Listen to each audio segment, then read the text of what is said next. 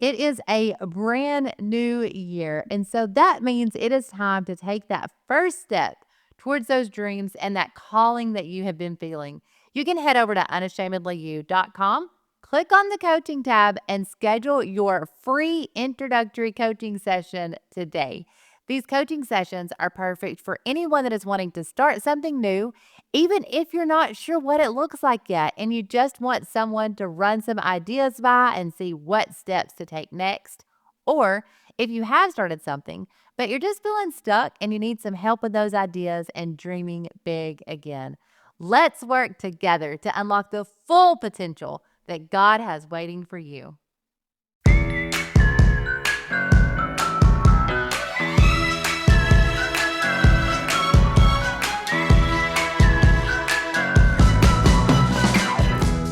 Hello, and welcome to the Unashamedly You podcast, a space to enlighten, encourage, and empower you to go out and unashamedly be who God is calling you to be.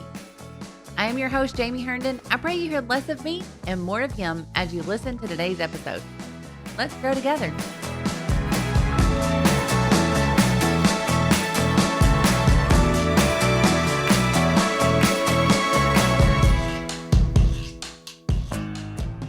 I am bringing someone back on the podcast today that we've actually had on in the beginning of every year since we have started the podcast.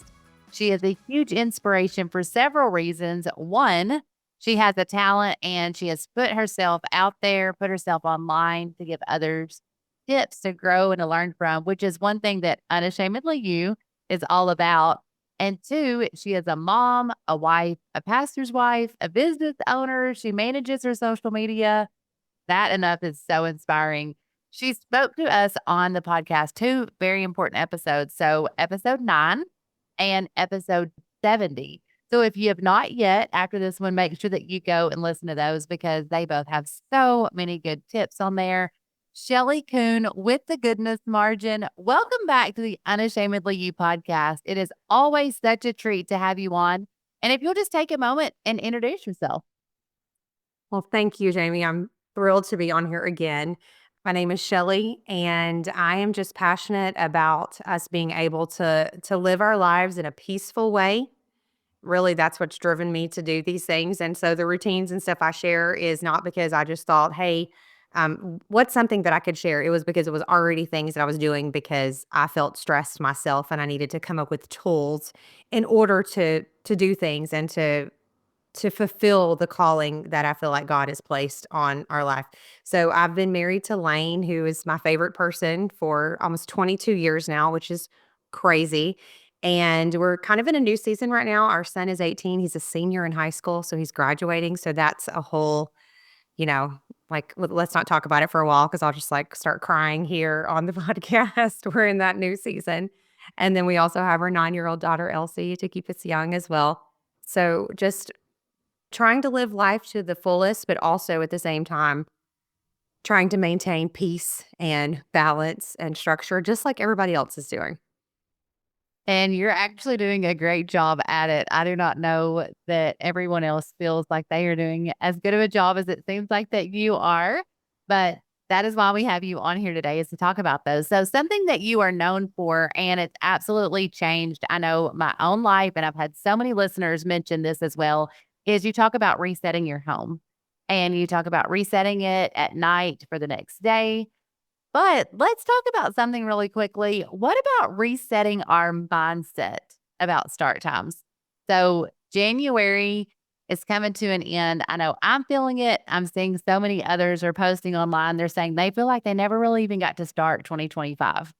There's been sickness, snow days in places that we normally don't have snow days. We have more sickness, days of missed school. Our routines are missed. I thought January starts, school starts. Here we go. Let's get started. And then boom, there were snow days. So school was missed. And then boom, there's been the flu hit. And, it's just one thing after another. So, how can we kind of break free from that feeling like we've missed our chance if we didn't get to start those routines and that fresh start right away?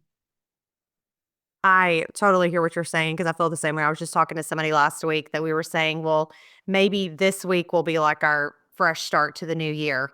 And it feels like every single week something has happened because, yeah, I'm here in Georgia and we just had snow a couple of days ago, and it wasn't even in the forecast, which is crazy for us here. And so, of course, everything got shut down again. They're doing another digital day with school.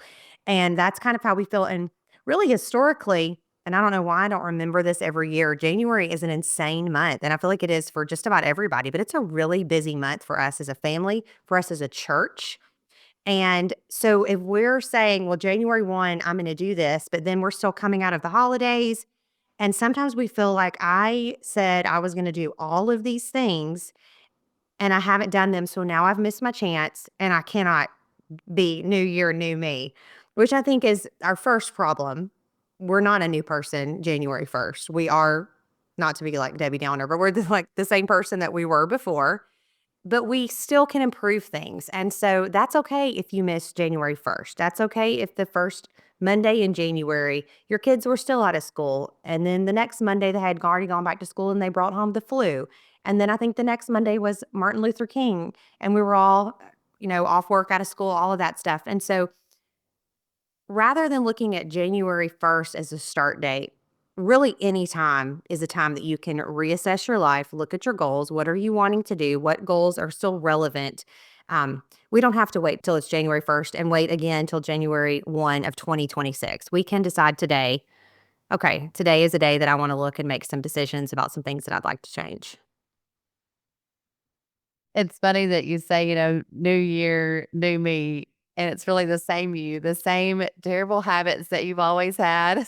And it just feels like an opportunity to break those. And then whenever you miss it, you're like, oh, well, I've missed it. But it's the same you. It's the problem. It's the same. That's hard to kick. Those same eating habits that we've had whenever we were going to start January 1 to be this whole new person. But something that you talk about a lot is setting manageable aspirations and goals, like around your home and around your life, to create that margin of goodness in our lives. So, what are some key differences between like setting those lofty, ambitious aspirations versus setting those manageable and realistic ones? I think it's interesting. First of all, we have so much with social media that we can see these are other people's goals, and people will post at the end of the year like, I read 75 books and I lost 100 pounds and I did this and I exercised every day for 2 hours, or and I'm being a little bit facetious, but and you look at it and you think, oh my goodness, I'm not doing any of those things. I have to do those things. And sometimes we look at like, what did our New Year's resolutions have to be, or what are those things they have to be? The reality is there's nothing that we have to pick. You probably are already doing some things that are really good things that you started doing last year. Um, we started trying to be more intentional about date night over this last year. And it's one of those things like, okay, we've been doing good at this. Let's do even better. So sometimes we think, oh, I have to reinvent my life when that's really impossible. And that's how that we set ourselves up for failure. So rather than doing that, I feel like for goals, we do have to have a short-term solution, but we need to look long-term. So one of the things, I turned 42 last year, and I really thought, I don't know, this may sound weird, but like 50 is gonna be here. And I know that's still 8 years away, but I started thinking like, who do I wanna be as a 50-year-old? Like, I'm still gonna have a kid at home. I wanna be a healthy 50-year-old. So what do I need to do today to be who I wanna be in the future? And so deciding what are the things that I wanna do, who do I want to be in the future? If I looked in the mirror today and I saw myself 1 year from now, or I saw myself 10 years from now, who is that I want to be?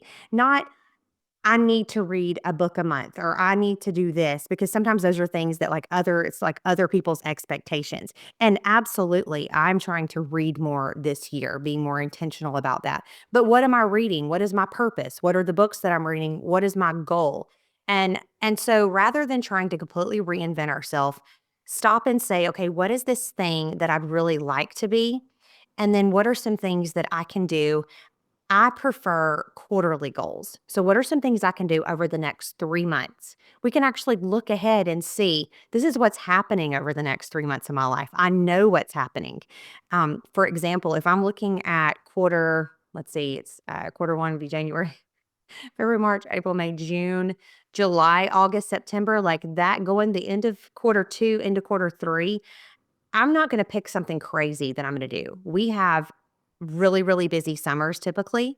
That's usually a time that's really busy for people. And so when you're looking into that season, you can actually see what's happening. It's really hard for me to know what my November is going to look like, but I know what my February and March are going to look like. So looking and saying, who do I want to be? What are the things that are important to me? What are the things that I want to change about myself? What are the things that I want to do?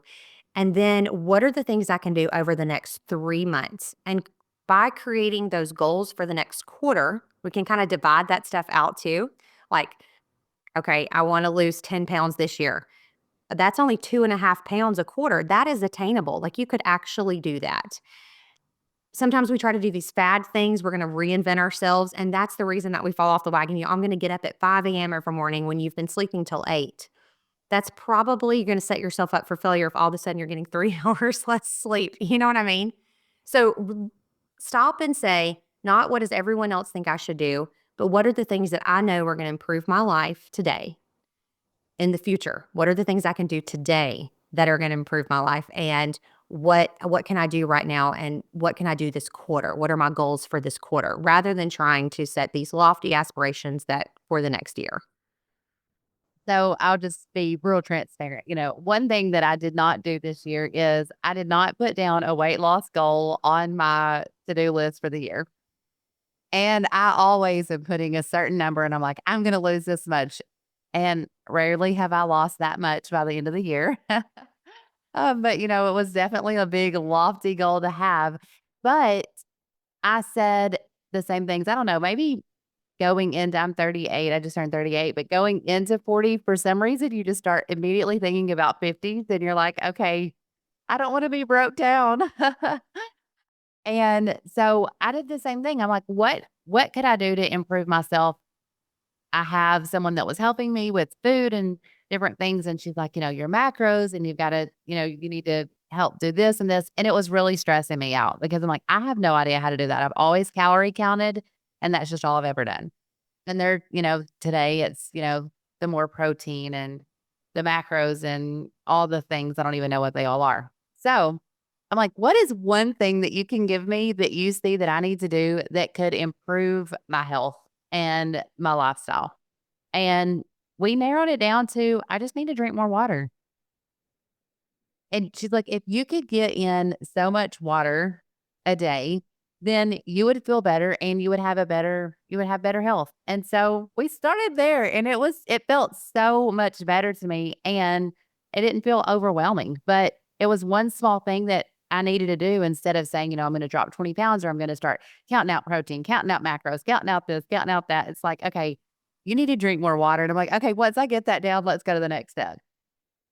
Yeah, and I think sometimes we can, like, really be hard on ourselves. I mean, life is full of seasons, and sometimes we'll be in a season that's a little bit of a tougher season, or it's, our kids are a certain age or something with our job, and we set these lofty goals and then we can't meet them and we just really are hard on ourselves. And so then we're probably not going to reach other goals because once you start one habit, habits are very easy to stack something else on top of those habits. But the problem is we start up here and expect to start doing this entire thing to completely reinvent our life. And that's just not feasible. Like, no one does that. But just by saying, you know what, this is what I'm going to do. I'm going to drink this much water every day, and the next thing you know, you've developed a habit out of that. And now maybe you can start adding something else. So, talking about that stacking and the habit stacking, I've heard you talk about that before, but could you walk us through a step by step process of just trying a specific goal to become like a daily or that weekly routine? So, one thing that I recommend is looking and seeing, okay, where is like this pain point in my life? What is the thing that's bothering me? And I think that's the thing with sometimes with New Year's resolutions that we expect them to be like, the number one is weight loss. I'm going to lose 50 pounds this year, or I'm going to do whatever. When maybe in our house, my closet is stressing me out. And so if that's stressing me out, over the next 3 months, I'm going to dedicate this much time to organizing my closet, or I'm going to do this thing that's really attainable. But in order for a goal to matter, So let's say you lose 20 pounds this year. That's fantastic. But if you haven't developed healthy habits, you're putting the 20 pounds back on. I mean, I'm not trying to be mean, but the reality is like with fad diets and stuff, you're like going to eat a saltine cracker a day. Well, then you start eating two saltine crackers a day and you're going to gain weight. It's just if we have to create healthy habits, and it's the same thing with anything in our home, habits, routines, that's what makes it work. So I have this thing that's bothering me. For example, I have a weekend routine, and that's somewhere that I think is a great place to start because it's just one time a week and we can do just about anything one time a week. So I started my weekend routine because I had a couple of things that were just driving me nuts. So one of the things that's on my weekend routine is I felt like my paperwork situation was kind of out of control. Like I had already gone paperless as far as getting rid of like files and all of that, but mail comes in the house. I have to deal, and I'm the person that deals with all of that. And I would find like these stacks on my desk, and then somebody'd be coming over, and I would like stick it in the drawer, and then you're like, where is that thing? And so, what is a way that I could take care of that? Well, we ended up getting rid of my desk because my son started homeschooling. And so that was the thing. And he took my desk. And so I have this little box on the wall that's my inbox, and you drop stuff in there. So once a week, a Friday, Saturday, Sunday, one of those days, I am taking all of that paperwork out that came in through the week. I'm going through it. I'm shredding what I need to. I'm answering what I need to. It's just a simple thing, but it has literally changed. I wouldn't say like changed my life, but like I don't have a paper problem anymore. That by saying I'm dealing with this thing once a week. Well, that seems like a weird thing to say. That doesn't seem like something that you want to put on Instagram. This year I have conquered my paper problem, but it's made an actual impact in my life. Another one that I added to my weekend routine was meal planning. I, for years, had struggled with what are we having for dinner?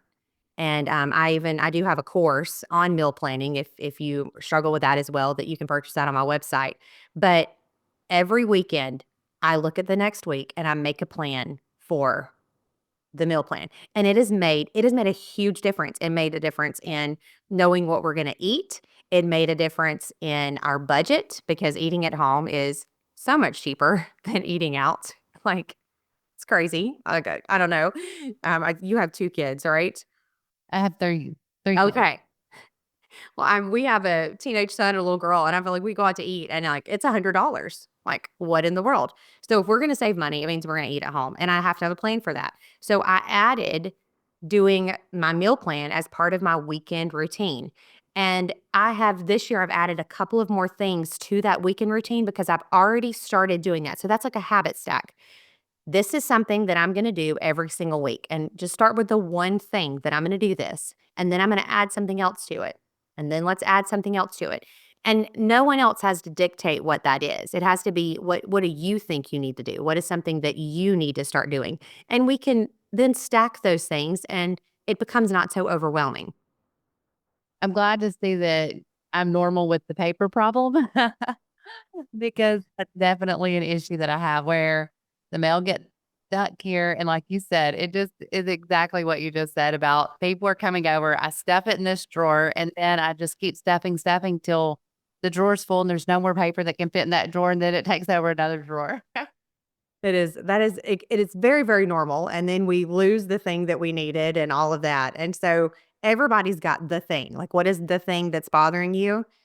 Choose that thing. How can I fix this? And then let's create a routine for taking care of it because doing it one time is not going to work. That's the reason why I still do use the word declutter, but really just going through your house and decluttering one time, it's not going to fix your clutter problem.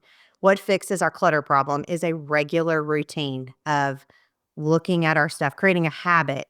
And when you pick this thing up and I don't need this anymore, I'm going to take it to my donation bin. Like this is what I'm doing on a regular basis. And so not trying to do something that's just a one fix thing. But what are some simple habits that we can create?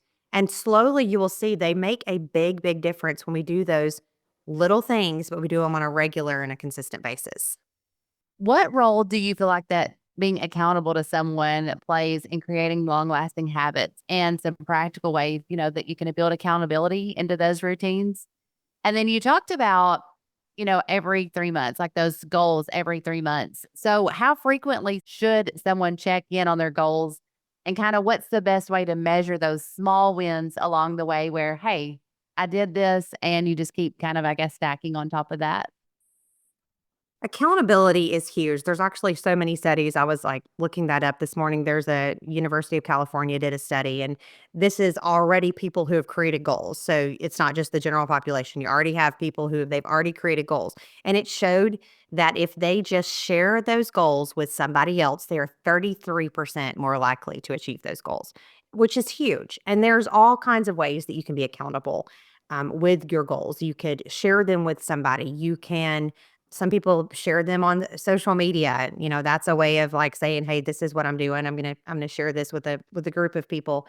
Um, One thing that I love is I have some friends that are in a group chat, and we will share, "Okay, this is what I'm doing," and we've even started sharing prayer requests, which I love that. I'm praying for you, you're praying for me. These are things that I'm specifically praying for, which I guess is not a part of goal, but it's a part of sharing with each other, which I think is very important. There's actually I have a Facebook group. It's a private Facebook group that you can pay to be a part of, and it's the my goal there is for to have a group of people that you can say, "This is something I'm trying to do. Do you have any tips for how I can do this?" And just kind of sharing those things with someone else statistically is proven that we're more likely to get it done. I do some one-on-one coaching, and one of the clients that I coach, it's funny, we meet every Wednesday, and she told me, she said, "You're really nice." She's like, "Don't take this the wrong way." She said, "But this really we keep meeting because," she said, "I feel like I have to get these things done because I'm gonna meet with you and you're gonna ask me if I've done them." Because we talk about, okay, what are our goals for this next week? And what did we look at our goals from last week, and did we get those things done? And so there are a lot of different ways. Like, you don't have to do one-on-one coaching. I do offer that. If you want to do that, you can go to my website and we can absolutely talk through those things. But finding a friend, finding somebody else that you can check in with. If you're a visual person, go online. There's a ton of free things that you can print out. If you use Canva, that's a great tool to find templates that other people have already created to do habit trackers. Put it on the side of your refrigerator. This is something that I'm doing on a regular basis until it becomes a habit. But I feel like tracking those things and then definitely being accountable, sharing them with somebody else. It's very important. And studies have shown that by sharing that, we're already ahead of the ball as far as getting those things done, and we're gonna follow through with them. And how frequently should someone check in on their goals? Like, what is the best way to measure those small wins along the way? I think if we're looking at least every quarter, there are some times where things that this is something that I said that I wanted to do, and now it's not even relevant to my life anymore, or maybe it's already become a habit that I'm already doing. But by once a quarter, looking and saying, "What does my next quarter look like?" My favorite planner is the Full Focus Planner, and it's a quarterly planner, and I do love that, okay, I'm starting a new planner, and, okay, now what do the next 3 months look like? And that doesn't have to be, like, actually quarter 1, quarter 2, quarter 3, because right now I'm actually and I don't wanna go into another planner, I'm actually still in the last planner of last year because I think I, like, skipped some weeks during the holidays or something. So, you can do it, but if you had a quarterly planner, just at least every 3 months checking in and looking at what do the next 3 months look like? What did I accomplish? Maybe I set a goal and I've crushed it, and now I need to step it up a little bit to keep pushing myself. Or maybe I set a goal and that was actually just a little bit too much. Let's pull it back a little bit and make it a little bit more something that's attainable for me. But I would say at least every 3 months would be a really good time to check in with our goals. Talking about going back and looking at those goals and stuff, sometimes you can have like a mental block, procrastination, fear, perfectionism. Like, how could you push past those barriers to maintain that momentum on your goals instead of whenever you look back, if you haven't crushed them and you feel that fear or like, oh no, like I didn't meet that goal? What are some ways that you could break through that and go for the goals the next quarter? First of all, we have to give ourselves grace. I mean, we're only human. That's just the reality of it. I do know that when we share those with someone else, like we have somebody that we're accountable with, maybe it's that group of friends, being honest and saying, "Hey, I didn't do so great." And sometimes that's hard when you may have someone else that they're in this season where they are crushing it and you're like, "Well, I didn't do any of that." I'm over here eating a tub of ice cream while you're running a marathon or whatever, and that's okay if that's that season. We do have to keep our goals, like, exciting for us. Is this something that I really want to be doing? Uh, we have to we have to determine that we want to do it. There has to be a desire that we want to do it. I know maybe I'm stubborn, but I'm not somebody who's typically gonna, like, jump on the train that, "Oh, everybody's doing this, so I'm gonna do it too." It has to be something where I determine, "Okay, this is something that I'm dissatisfied right now with how this is in my life, and I've got to change it." So, for you, it may be just tracking that habit. I love checking things off, and I will write those things down in my planner every single day that this is what I want to do, and it feels good. It's a dopamine hit to, like, mark that off. But some people, it may be to give yourself a reward. If I do this many times, then this is the reward that I want. That's my sister is that way. She will be like, "I'm gonna do this," or "I'm gonna buy this if I do this." So you know yourself. You know that what is gonna make you want to do it. Is it sharing it with that group of people and asking them to hold you accountable? Is it habit tracking and marking that stuff off and looking at what you've achieved? Or maybe it's giving yourself a reward. Whatever works, do what you need to do in order to make yourself excited about your goal again. How do consistent goals and routines contribute to your overall personal growth and mental well-being? Because like we talked about, that whatever that your goal that you're setting, it's really whatever that you're wanting. It's usually because there's something that you're dissatisfied with. You mentioned that earlier. And Mhm. so whenever you're dissatisfied with that part of your life or the things that are going that direction, when you give yourself those consistent goals and routines, mentally, I feel like that you would feel better. Absolutely, and when you start to see that those little things are making a difference, like I thankfully took some photos of my desk because I would share them with my sister and be like, "Look at my desk. Today, I'm gonna conquer all of these random pieces of paper," which is so overwhelming because it's like 2 months of mail that maybe you haven't looked at. And I was in a season, we were starting a church, I had a new baby, there's all kinds of reasons why we may be in this season or this is this thing. But looking back and knowing that I no longer have to deal with that. Like I usually in fact, I try to deal the mail comes in and I immediately deal with it is the goal. So that when I do go to that inbox, there's only a few things that I have to grab out. But that's been years of change. And so we can look back and say, okay, this little routine, it did make a big difference. It does bring overall peace that I can easily find something, a piece of paper that I need, or I know that I'm not going to be scrambling, but oh my goodness, I didn't realize I was late on that bill and I just got a notice because I missed it because it was down in the bottom of the third drawer that you had stuck it in. So by developing those simple habits, laundry is something that I don't love to do. Like laundry, some people are like, "Oh, folding laundry is therapeutic." Nope, I don't feel that way at all. But I do love an empty laundry room. And I don't want laundry baskets everywhere, and so years ago, I started that consistent habit of 1 load a day, and that means folding it and putting it away, and that to me, knowing that that has made a difference in my life, that I'm not backed up on laundry, that it's not stressing me out, that is a simple routine that has made a difference. We talked about meal planning.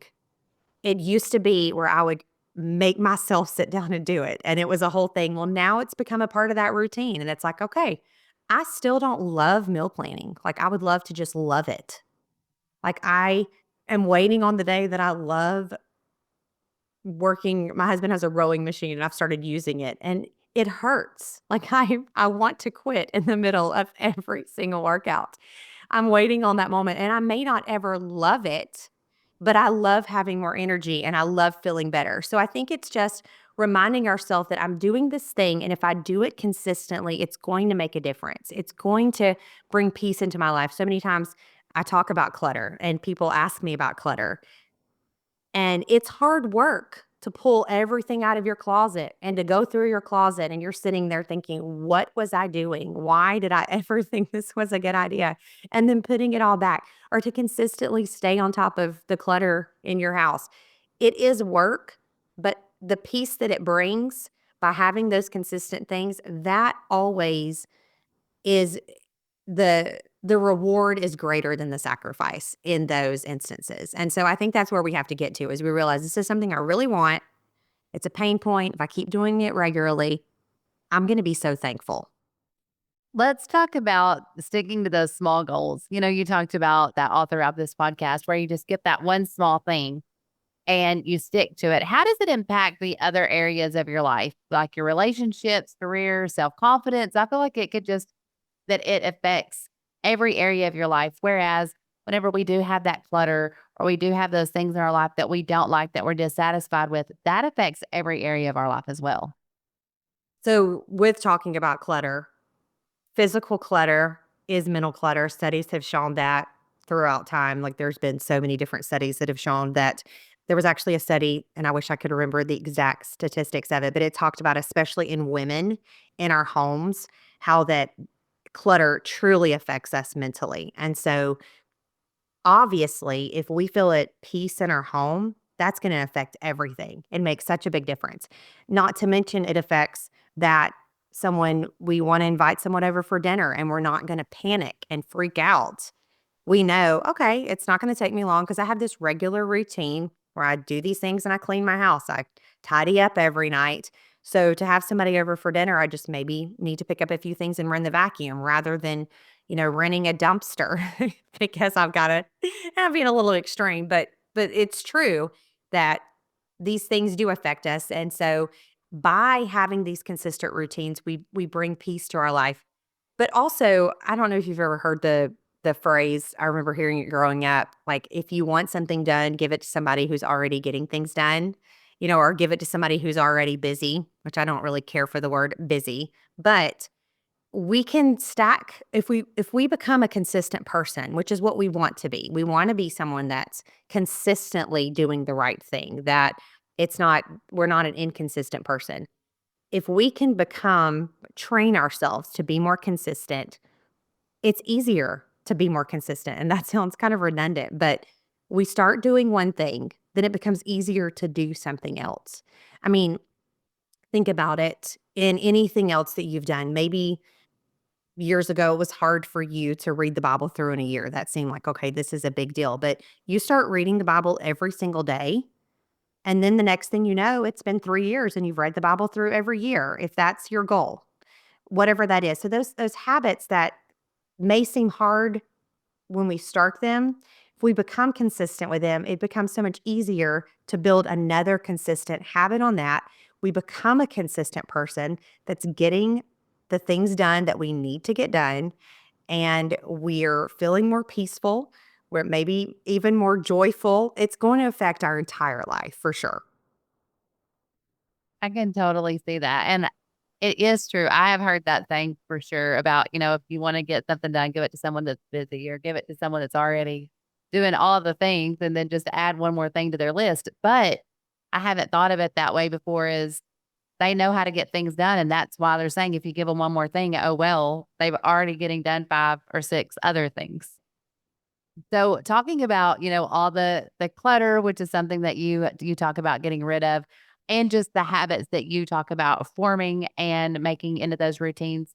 What about some tips or some takeaways for someone that is feeling overwhelmed or they are ready to get started on that quarterly goal, but January has just kind of slipped by? What's a small step that we can all take today to begin forming that new routine that supports a goal that we have? So just picking one thing, starting with one thing. Like I said, we don't have to it's not new year, new you, or the same person. So maybe it's stopping something that you've been doing. Sometimes that is a good goal. Is okay, I don't want to do this anymore. But choosing one small thing to start, looking in the mirror and thinking, if I was looking at myself 1 year from now, what would I want to see? Okay, I have 11 months between now and the end of the year. What is something that I can do? Dividing that up. Like, okay, this is how I want to be this person. So, how could I build up to be this person? What is something simple that I can do? And just those little simple things. Maybe it's you've been feeling run down and maybe getting your blood work done and seeing that you're deficient in vitamin D and start taking the vitamin every day. Years ago, I started doing that and it made a huge difference in how I felt. And now I don't have to, but I used to have a reminder on my phone that would go off every day about the time that I would think I'd be eating to say, take your vitamins, setting that reminder, that one little thing. And I remember everybody got the flu that year and I didn't get the flu. And whether it was true or not, in my mind, I said, it's because I'm taking my vitamins. And so I consistently started doing that. So just choose one thing. It doesn't have to be a huge thing, but pick something today. This is something I can do. Sometimes we can have perfection paralysis, like, oh, I'd like to work out, but I'm not a part of a gym and I don't know which one I want to do.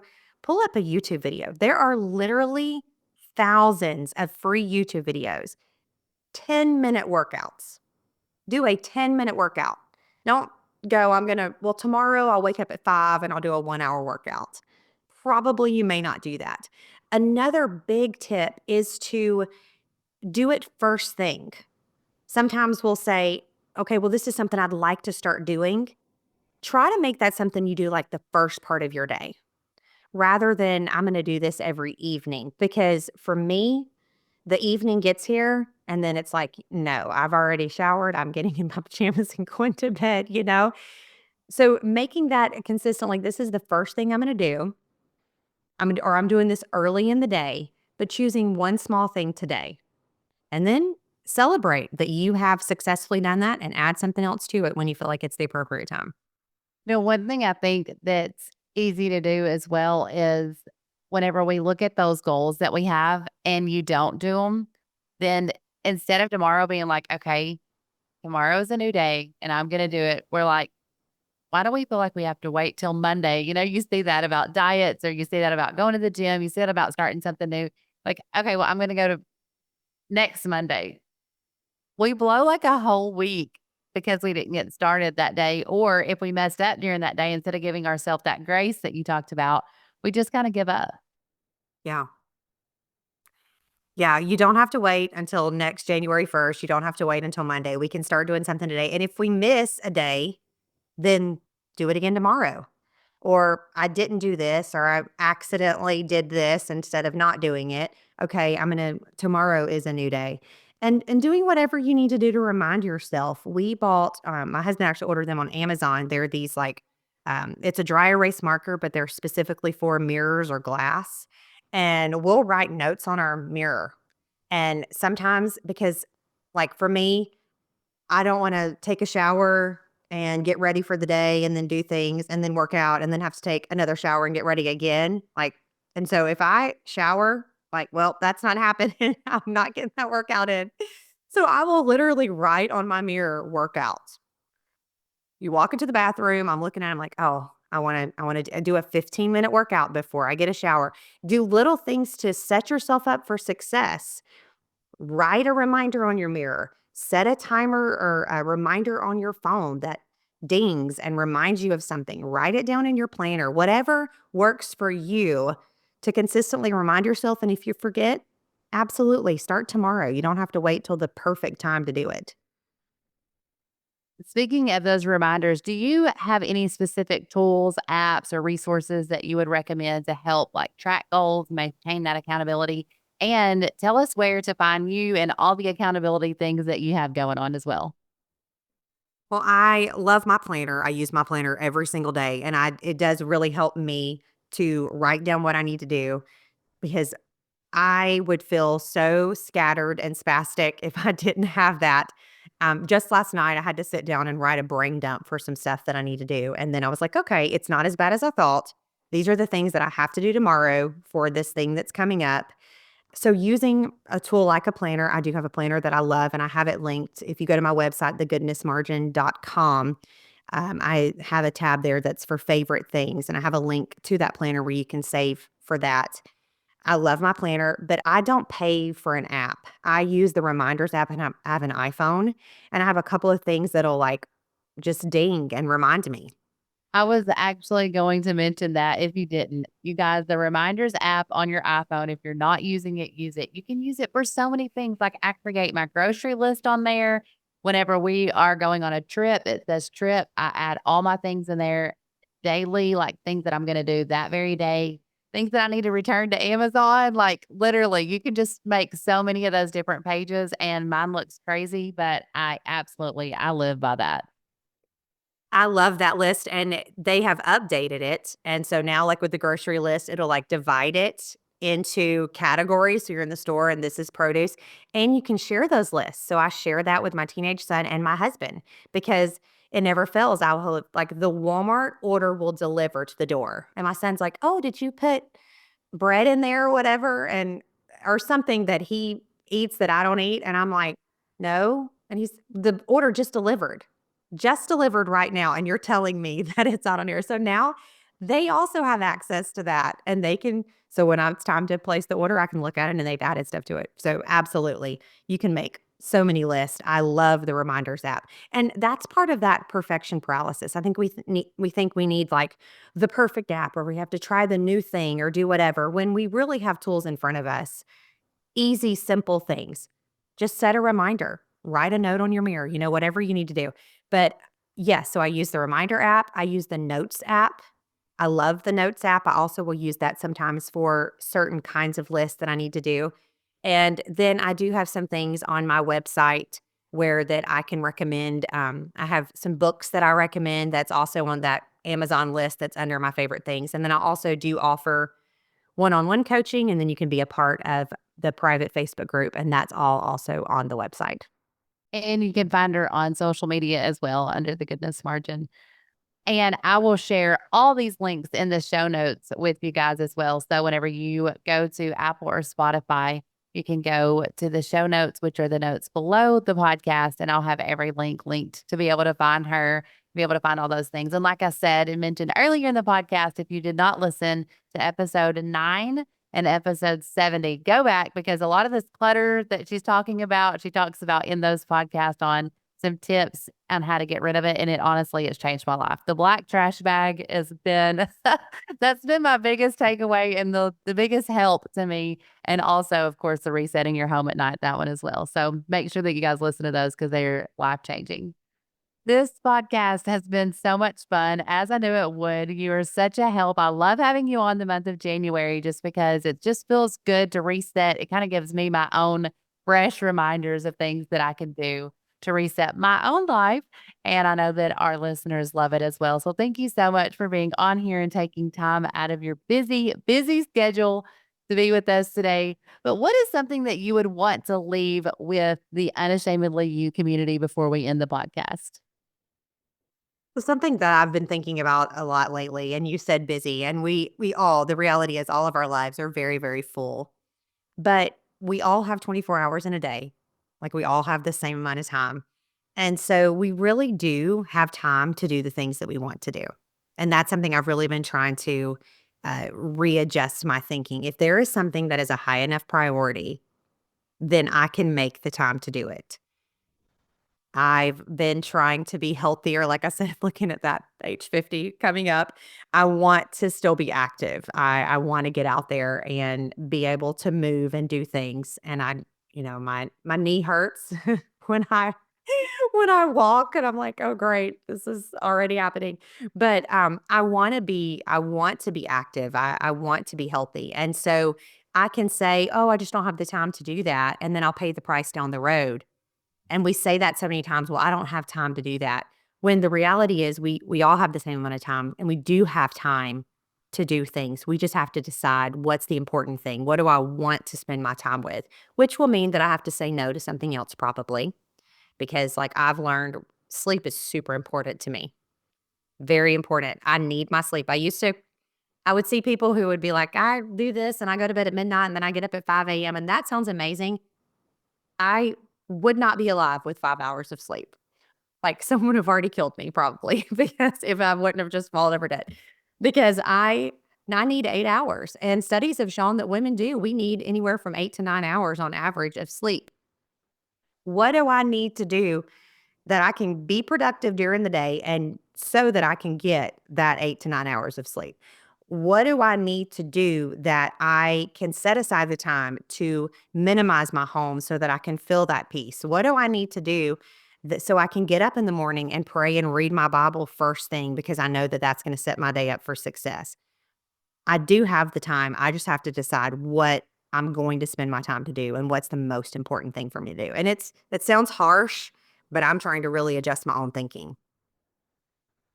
That is so good and such a good thing to leave us with today, that we all do have the time. It's just what really is your priority. And making sure that what we're doing with that time is aligning with our priorities and what we really want out of life. Thank you so much again for being with us on the podcast today. We are going into 2025 a better person because of the tips and things that you left us today. So thank you so much for that.